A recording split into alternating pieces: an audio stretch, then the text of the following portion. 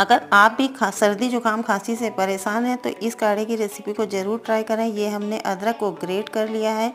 यहाँ पर हम 3-4 लौंग डालेंगे और इसके बाद थोड़ी सी काली मिर्च डालेंगे, 1 इलायची और थोड़ा सा चक्रफूल डालेंगे। इसमें दालचीनी का 1 टुकड़ा डालेंगे। सारी चीज़ों को अच्छे से क्रश कर लेंगे। क्रश करने के बाद ये जब दरदरा सा हो जाएगा तो एक पतीले में ट्रांसफ़र कर देंगे। इसमें अजवाइन, सेंधा नमक डालेंगे, क्रश किया हुआ अदरक डालेंगे और 1 कप पानी डालकर इसको तब तक पकाएंगे जब तक कि ये आधा न रह जाए।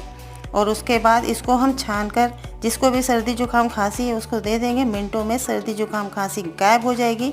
अगर आपको हमारा आज का ये वीडियो पसंद आया तो वीडियो को लाइक करें, ज़्यादा से ज़्यादा शेयर करें। चैनल को अभी तक सब्सक्राइब नहीं किया है तो सब्सक्राइब करना बिल्कुल भी ना भूलें और कमेंट भी ज़रूर करें।